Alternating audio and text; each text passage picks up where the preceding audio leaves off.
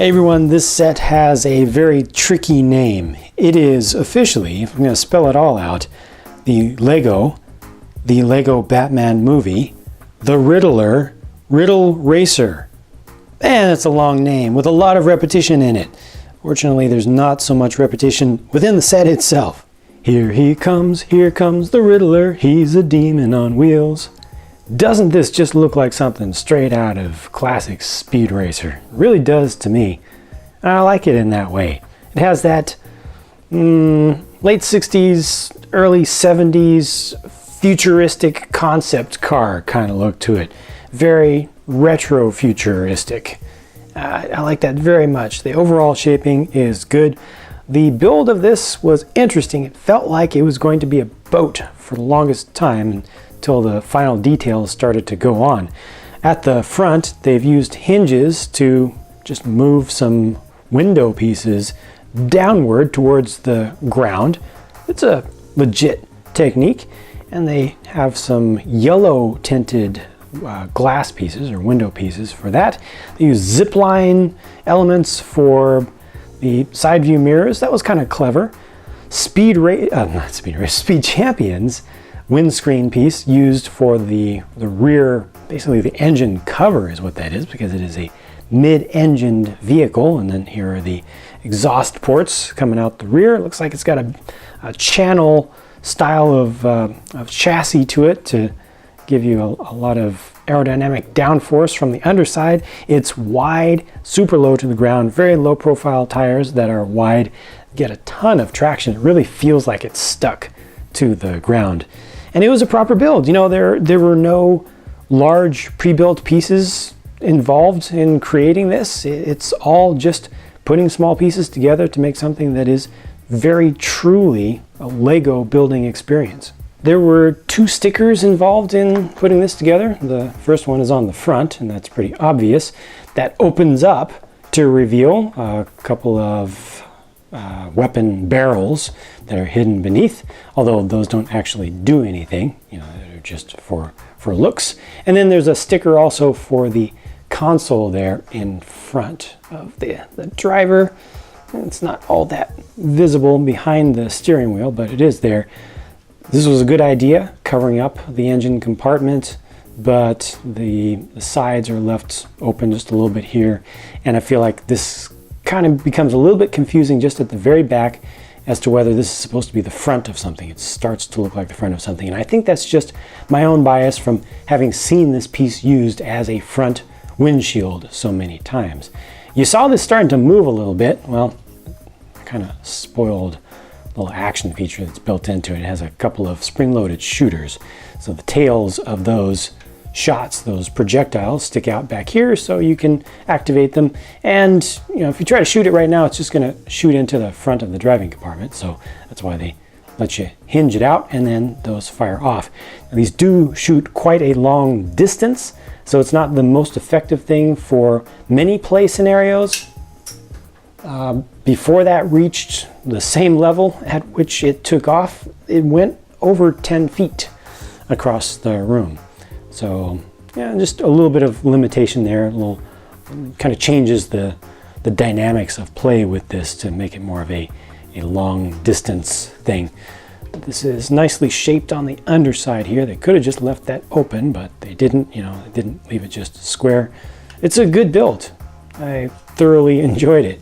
It is the Riddler set, so he gets top billing here, and I think this is a fantastic representation of the Riddler character. The printing looks good. They even got printing on the arms, and that's on both arms, including a little bit of cuff detail. That headgear piece has the hat and the hair all built into it. Batman, you know, Lego Batman Movie, Batman, it's just his usual outfit for there, and I'll let you see which faces are included on this one in a minute. Magpie also looks really, really good here. Very nice use of that armor piece, you know, the upper piece. It just really goes so well with this color scheme. I think the print on the front of the torso looks pretty good, and then you get over to Calendar Man, and it's like, what? That was a real character? Yep. none of these are made up.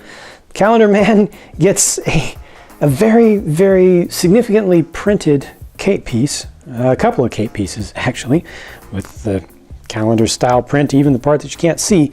Let's turn these around, take this away so it'll make it a little bit easier.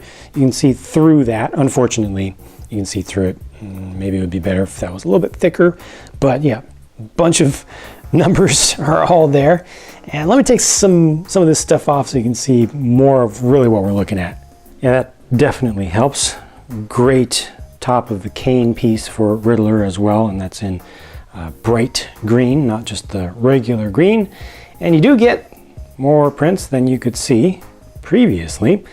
Calendar Man does not get an alternate print for the back of his head, an alternate face, because this headgear piece would expose some of it, and maybe they just weren't able to come up with a good compromise to cover that and still get a good look out of them. Good alternate faces for the others though, and the prints on the backs I think are fine. Nothing too special. It's cool to see fine detail on the back here, even though you're normally not going to see that, and those are dual molded legs for him and him alone. And then they went and made Kite Man. This one looks pretty cool, mostly by virtue of the build for the main kite itself, which can change in angle just a little bit. You can bring the wings up a bit, which may look better when he's actually in more of a flying pose. Let me just bend them just ever so slightly. Got that hang glider kind of look to it. This is a single piece that does not have to be artificially bent like the old whip piece did. It just fits naturally into that shape. The helmet has no chin strap around it. It's one of those newer helmet designs for 2017 and beyond. And let's take some stuff off. Wow, that's a very different facial expression. Very lively. Just a little bit of pinstriping at the base of the torso on the back there. There's a clearer look at him from the front with nothing obstructing him. No print or dual mold for the arms or the legs on this one. This is not my kind of set here. It's not something that I personally would collect for my own satisfaction, my own entertainment, but I can certainly respect and appreciate the heck out of all this stuff here. Car looks cool to me. The selection of minifigures is rather large for a set of this size, and the inclusion of these relatively obscure characters, that haven't been adapted into any of the modern movies or anything, it's a nice homage, I think, to the source material, the history of it, and gives a nice little gift to folks who are really into that history and really into the historical comics and some of the less currently popular stuff. My gripes with this set are really very small. The fog lights down here actually appear to angle down towards the ground a bit. You need to angle the shooting mechanism up in order to clear the windscreen and the figure if you have one there. And that, I already mentioned how that makes the projectile go quite far. The engine sticks out a little bit here on the front, and poor Kite Man always needs to be angled forward unless you put him on a studded base, just because, that much stuff on the back of a minifig needs to be counterbalanced. But all things considered, for how much is back there, he doesn't have to lean too far forward, and I think that the compromises that would have been required to bring that into better balance would have made it look not as good in this form, and it still needs to be able to have some kind of motion to it. This set is not for everyone, I think, especially with its price. I think most of the younger kids are gonna want Batman, Riddler, Car, not really care about these things over here. I think if you can appreciate Magpie, Calendar Man, and Kite Man, that's really where you're going to get your money's worth.